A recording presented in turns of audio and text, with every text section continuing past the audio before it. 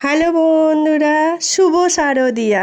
তোমাদের এই বছর দুর্গাপূজা কেমন কাটছে? আমার তো বেশ ভালোই কাটছে এখনো পর্যন্ত। চতুর্থী দিনে আমরা চলে গেছিলাম ধাদিকাতে, ধাদিকার যুব গোষ্ঠীতে। আর এবার প্যান্ডেলের থিম ছিল নীলকণ্ঠ মন্দির। তোমাদেরকে প্যান্ডেলটা পুরো ঘুরিয়ে ঘুরিয়ে দেখানোর চেষ্টা করব, যতটা সম্ভব হবে তোমাদেরকে ভালো করে দেখানোর চেষ্টা করব। আর এই মনে হচ্ছে এটা চতুর্থী বলে দেখো ভিড়, সেই কলকাতার মতন মহালয়া থেকেই সবাই এখন ঠাকুর দেখতে ব্যস্ত। আর এখানে সবাই ছবি তুলছিল। এবারে তো আমরা সবাই মিলে গেছিলাম। আমরা 4জন ছিলাম, বড় মাসিমণি, ছোটনদা, মিতুল, অঙ্কুশ আর সৌমা। তোমরা তো অবশ্য আগের ভিডিওটা দেখেই নিয়েছো, আমার আর মিতুলের জন্মদিনে পালন করা হয়েছিল। যদি না দেখে থাকো তাহলে প্লিজ এই ভিডিওটা দেখার পর ওই ভিডিওটা দেখে নাও। আর তোমাদেরকে দেখানোর চেষ্টা করছি অনেক কিছু আছে যেটা আরও পরে তৈরি করা হবে। আর কারুকার্যগুলো দেখো, পুরো চোখ ধাঁধিয়ে যাবে, অপূর্ব সুন্দর প্রত্যেকটা কারুকার্য করেছে। এত সুন্দর কারুকার্যগুলো আছে। এছাড়াও এখনও ফোয়ারাটা চালুই তো করেনি, ওটা চালু করবে। জল দেখো এখানে পরিষ্কার করছে, এত বৃষ্টি হচ্ছে যে ওরাও আর পেরে উঠছে না। দেখো পরিষ্কার করছে, এখানে যজ্ঞ হবে, আগুনের ব্যবস্থা করেছে, মানে সব কিছুই আছে। কিন্তু পরিস্থিতির চাপে এখনও পর্যন্ত কমপ্লিট করে উঠতে পারছে না। কিন্তু অপূর্ব সুন্দর। আর এখানে দুর্গা মা, শিব আর গণেশ একসাথে কি দারুণভাবে কারুকার্যগুলো করেছে। চোখ সত্যি ধাঁধিয়ে যাওয়ার মতন এত সুন্দর সুন্দর কারুকার্যগুলো করেছে। তোমরা কারা কারা ধাদকার এই প্যান্ডেলটা দেখে গেছো সেটা আমাকে কমেন্ট করে জানিও তো। আর কারা কারা এখনও দেখোনি কিন্তু দেখবে বলে ভাবছো, এই প্যান্ডেলটা লক্ষ্মী পূজা পর্যন্ত খোলা আছে। তো যারা এখনও দেখোনি তারা প্লিজ একবার যেয়ে অন্তত দেখে এসেছো। সত্যি খুব সুন্দরভাবে কাজগুলো করেছে। আর প্রত্যেকটা কাজ এত নিখুঁতভাবে করেছে, মানে না দেখলে কেউ বিশ্বাসই করবে না। আর চোখ সত্যি দাঁড়িয়ে যাবে, এত অপূর্ব সুন্দর করেছে চারিদিকটা। নীলকণ্ঠ মন্দির মহাদেবের একটি মন্দির, যা হিন্দু মন্দির। শিবের একদিক নীলকান্তকে উৎসর্গ করে করা হয়েছে।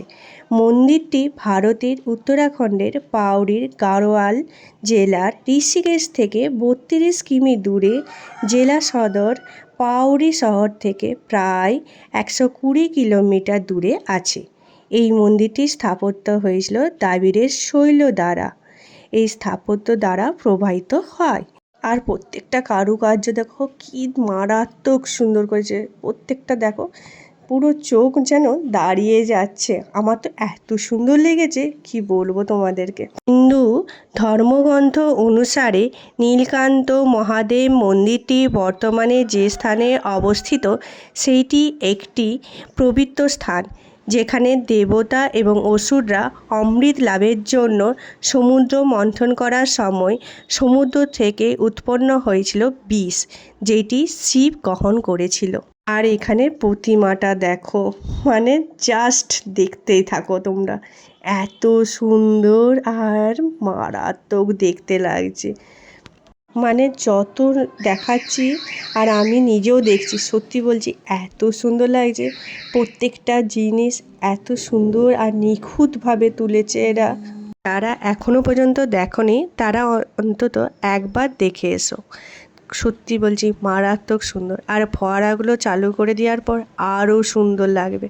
আর এখানে যজ্ঞের আগুনটা লাগানোর পর সপরিবারে ঠাকুর দেখতে যাব আর ছবি তুলব না নিজেদের মতন করে, এটা তো হতেই পারে না। আমাদের স্বভাব বিরুদ্ধ এটা। আমরা তো সবাই মিলে প্রচুর ছবি তুলেছিলাম, এত ছবি তুলেছিলাম কি বলবো।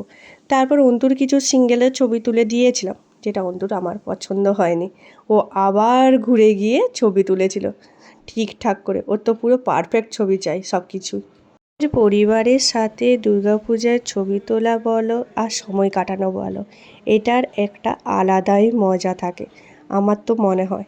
আর সবাই মিলে আমরা প্রচুর মজা করেছিলাম এই দিন তো। আর তোমরা সবাই প্রতিমাটা দেখো কি সুন্দর লাগছে প্রতিমাটা দেখতে। প্রতিমার সঙ্গে প্যান্ডেলের কারুকার্যগুলো দেখো কত সূক্ষ্ম আর নিখুঁতভাবে করেছে।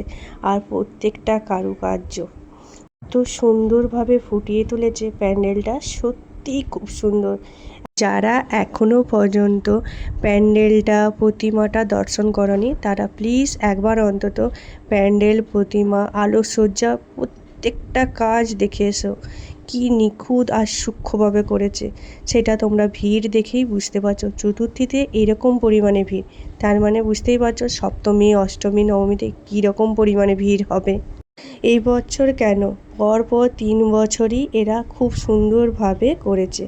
আগের বছর তো এসেছিলাম চতুর্থীর দিনেও, সেই দিন কিন্তু অতটা ভিড় থাকেনি, মানে খুব ভালোভাবেই আমরা দেখেছিলাম, একটুও ভিড় থাকেনি আর আমরা ফ্রিভাবে সব কিছু দেখেছিলাম।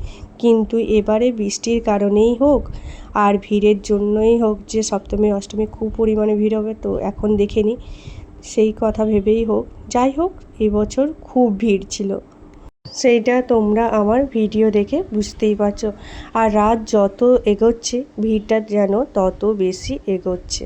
আমাদের ওখানে প্যান্ডেল কেমন হয়েছে সেটা কমেন্ট করে জানিও। আর তোমরা এবছর কতগুলো ঠাকুর দেখেছো সেটা কমেন্ট করে জানিও কিন্তু। চলো এবার বাড়ি ফেরা যাক, অনেকটা রাত হয়ে গেছে, কালকে অন্তুর আবার ডিউটি যাবে। আর ফেরার সময় দেখলাম আরও একটা প্যান্ডেল যেটা কমপ্লিট এখনও পর্যন্ত হয়নি, ওই বৃষ্টির কারণেই কমপ্লিট করতে পারছে না। চলো ভিডিওটা শেষ করি, ভিডিওটা ভালো লাগলে লাইক শেয়ার কমেন্ট করো। আর প্রথমবার আমার চ্যানেলে আসলে প্লিজ আমার চ্যানেলে একটা সাবস্ক্রাইব করো এইরকমই ইন্টারেস্টিং ভিডিও দেখার জন্য। Thank you for watching guys, tata.